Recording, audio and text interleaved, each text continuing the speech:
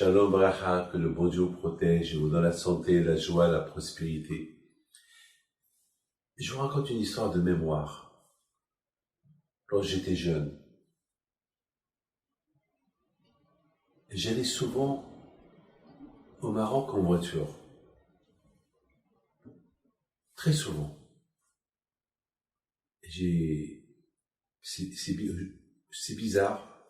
Lorsqu'aujourd'hui je prends conscience, je ne comprends pas comment j'avais le courage de voyager de l'Angleterre, de la France, jusqu'à Casablanca, en voiture. 2 jours, 3 jours de voyage.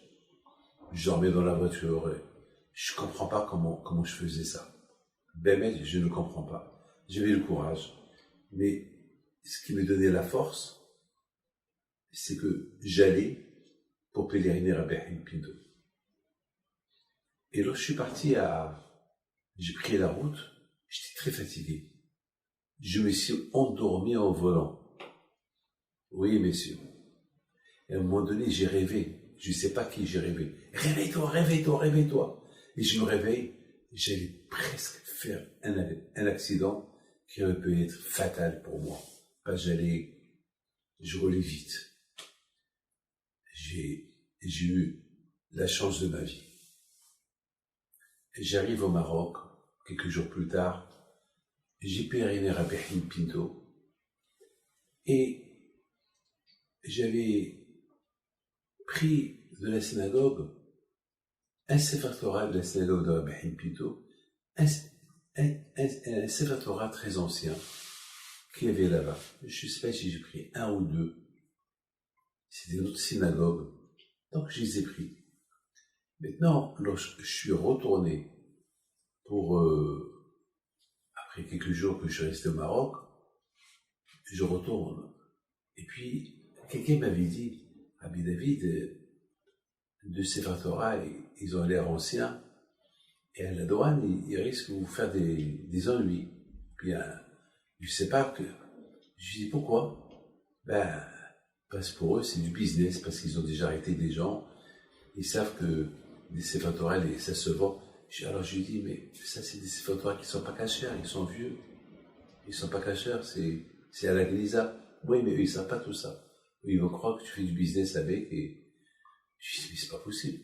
Bon, maintenant, ils étaient dans la voiture, et j'ai pris la route. Et j'arrive à Tanger. De Tanger, je prends le bateau pour aller à Algeciras. Maintenant, c'est la douane espagnole. Je m'arrête, il ouvre le coffre, il voit le Sefer Torah, il voit les 2 Sefer Torah, les parchemins. Il a fait un sourire, soi-disant, voilà, encore un qui veut faire passer ses livres sacrés. Il me dit, c'est quoi tout ça? Et je lui dis, ça, c'est le papier peint. Je sais pas. Il m'est sorti de la bouche le papier peint. Wallpaper. En anglais, on dit wallpaper. Papier peint. Pour les murs. Ça, wallpaper? Je dis oui. Ok. Tango, tu pouvez y aller. Et chaque fois, il se retournait pour me voir, pour me dire arrête. Mais il y avait une force qui lui disait ne l'arrête pas, laisse-le partir. Total, ces Sfarim-là, après on m'a dit c'est péché de les garder. Ils n'étaient pas saouls, et lorsqu'on a un Sefer Torah qui n'est pas saoul, il faut l'enterrer. Donc après, je l'ai mis dans la Gnisa. Mais, pour vous dire, l'Aïmouna, tu pries à Hachem. Bien sûr, j'ai beaucoup prié pour que je passe, pour que je traverse, pour qu'on ne m'arrête pas. J'ai prié. J'ai pas fait ça Shalom pour les vendre. Non.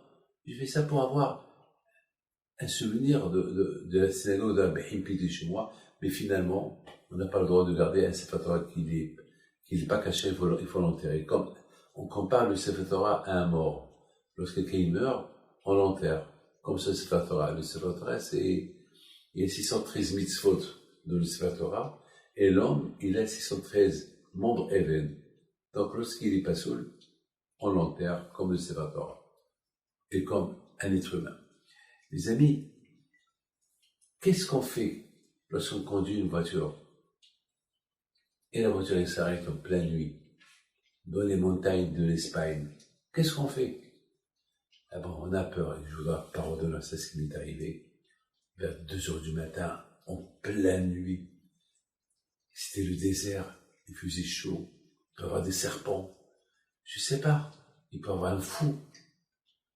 Et la voiture, elle a calé. Je savais pas quoi faire. J'ai pris un Rabbi Pinto, bien sûr. Lorsqu'on a un problème, on appelle le tzaddik, les tzaddikim. Il y a un car qui s'arrête. Un espagnol, je parle pas l'espagnol. Lui, il a commencé à parler, je parlais avec les doigts. Il y a un problème. Parce que le radiateur, il a chauffé, et ça a coulé, à plus d'eau, vite, il m'a mis de l'eau. Après, je sais pas ce qu'il lui dit. Il a vu que je comprenais, il m'a fait comme ça.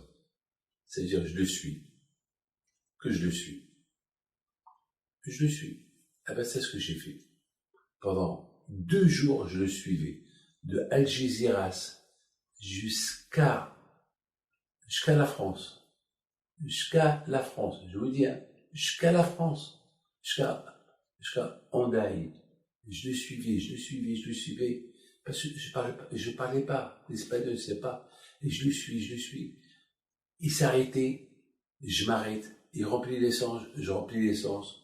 Il vient, il regarde. Et à un moment donné, on arrive en France. Il me montre un garage. Là-bas, déjà, on peut parler français. Il me montre un garage. Dès que j'arrive au garage, la voiture, elle tombe en panne. Elle s'arrête pas. Elle s'arrête. Et toute l'eau qu'il y avait à l'intérieur, il tombait par terre. Et ce monsieur-là, il est parti. Je sais pas qui c'est ce monsieur. Jusqu'à maintenant, je sais pas qui c'est. Hachim m'a envoyé un chaliard pour m'aider. C'est tout. Moi, je vous ai raconté 3 anecdotes de ma jeunesse. Que le bon Dieu vous protège. N'oubliez pas de voter chasse. Voilà. Et si vous ne savez pas c'est quoi chasse, demandez. C'est le parti religieux des Sfaradim, des Marocains, des Algériens, des Tunisiens, et de tous ceux qui aiment les traditions. Que le bon Dieu vous protège, jamais le Karatzon.